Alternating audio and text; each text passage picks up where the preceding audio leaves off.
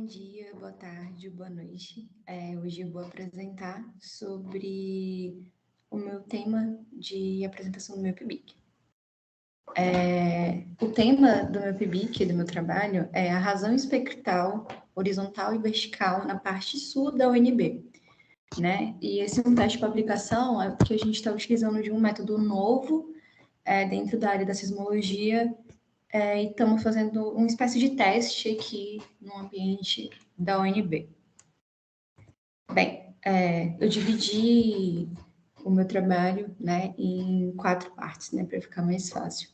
Que é falar um pouco sobre o que é a razão espectral, a metodologia que foi utilizada, os resultados que a gente teve nesse 1 ano e uma conclusão. Bem, o que seria a razão espectral, né?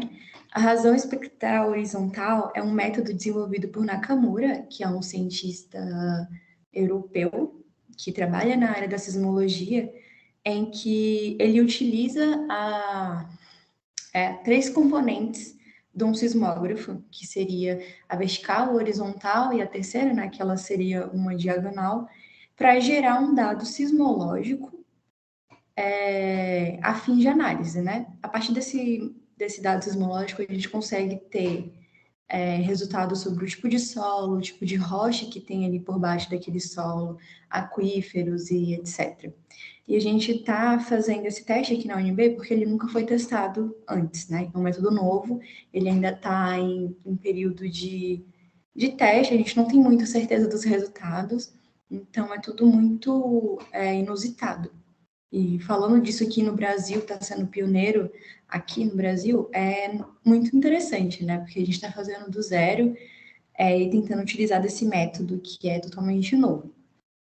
E, bom, um fator interessante desse método é que, diferente de outros sismógrafos e outros métodos tradicionais, né?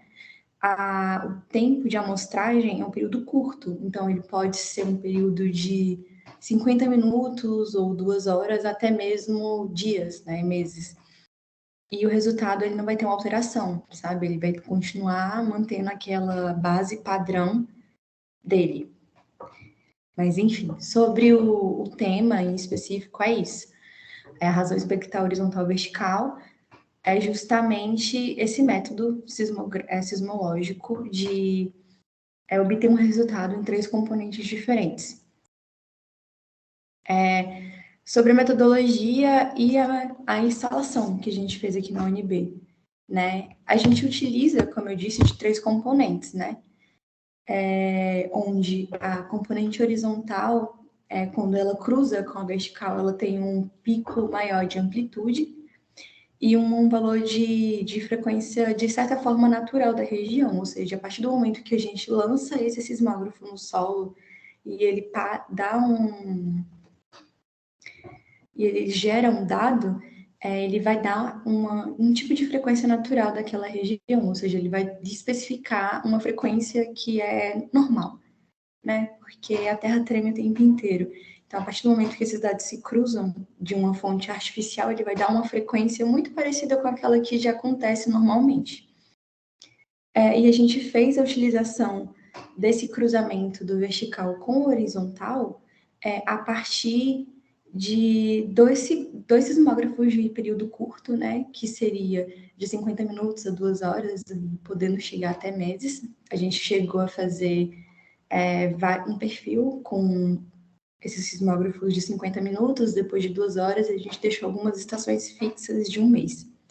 A gente utilizou as melhores marcas do mercado, né, as 2 mais comuns, que é o Raspberry Shake e o Raspberry Shake, que ele pode ser o Six Solos ou RS, e o Geobit, que é um sismógrafo, todos os 2, né, na verdade os 3, que captam o sinal da frequência em 3 componentes e conseguem fazer esse cruzamento das 2 para que a gente obtenha uma frequência natural, ou próxima da natural. Bem, esse aqui é o Raspberry Shake, né? Ele é um sismógrafo bem atual, tanto que ele é bem pequenininho, né? E aqui está a simulação da nossa estação que durou 1 mês, né? A gente utilizou ele para fazer a estação fixa porque ele tem mais precisão nos resultados, ele já tem GPS embutido, então ele seria mais útil. Esse daqui é o Sixola, que ele é um pouquinho menos antigo do que o Raspberry. Na verdade, ele é a versão antiga do Raspberry, tanto que ele já é uma caixona maior, mais pesado. Mas o método de funcionamento dele é o mesmo, né? Capta em 3 componentes e já tem o próprio GPS embutido, então, que facilita a passagem dos dados. E aqui onde tem essa entradinha do pendrive, é onde a gente consegue extrair aquele dado emitido de um curto período.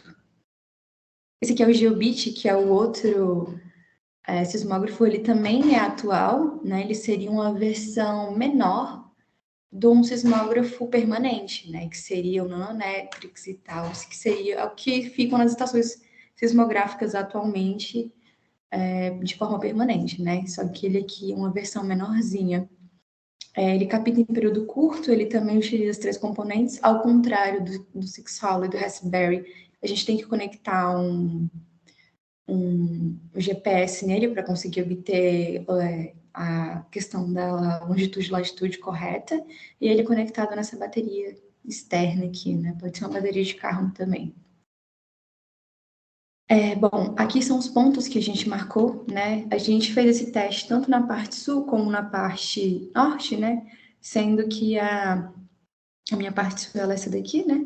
Que tem esses verdinhos e esses roxos com preto são da parte norte.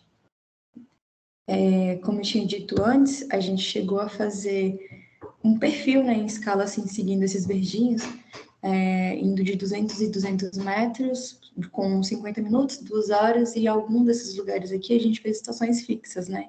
A gente fixou uma estação aqui no IGE mesmo, na Bio, no Departamento de Biotecnologia, no Direito, acho que também na Biblioteca e no Departamento de Engenharia, na FT.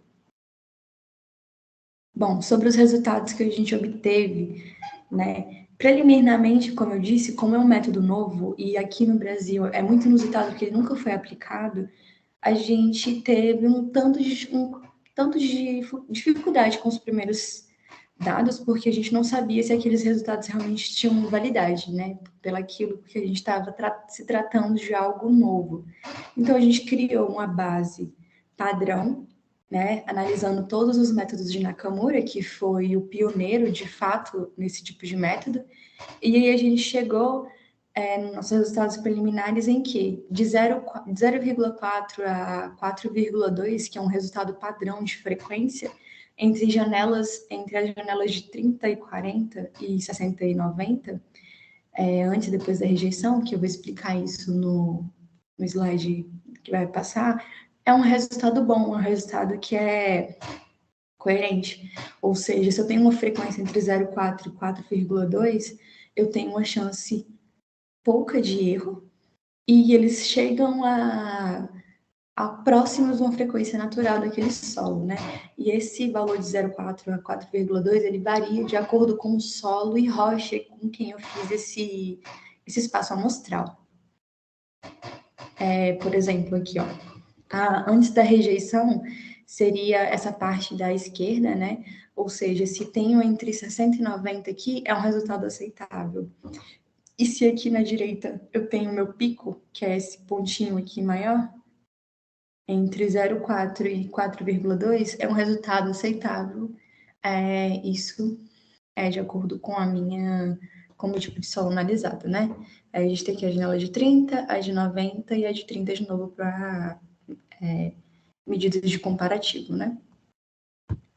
Bom, com isso a gente conclui que, né, todos os resultados obtidos até o momento, eles se mostram dentro do padrão de frequência natural dessa região da UNB, né, que seria um latossolo vermelho e amarelo. Então, para esse latossolo vermelho e amarelo, para a frequência natural dela, ela é uma variação de 0,4 a 0,2 a 4,5 mais ou menos, então a gente está um pouco abaixo do padrão.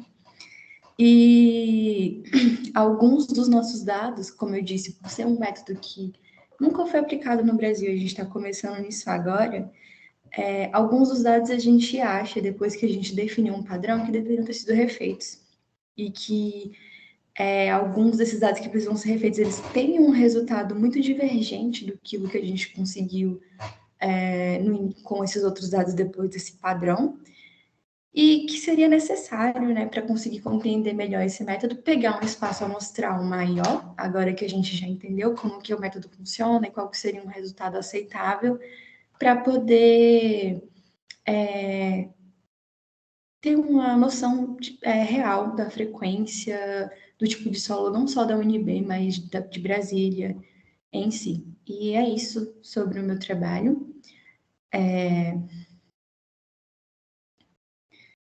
Aqui está um pouco da bibliografia que a gente usou, né? Que foi a própria proposta submetida do artigo. Esse The Analysis of EDV Curve, que é o de Nakamura, e a Evolução Geomorfológica do Distrito Federal, que foi um artigo base que foi utilizado para poder ter noção do tipo de solo que a gente estava lidando aqui no DF. E acho que é isso. Meu nome é Kátia e eu sou graduanda de Geologia do 8º semestre, e essa foi a minha pesquisa de PIBIC no tema de sismologia, né, a aplicação de um novo método de HBCR.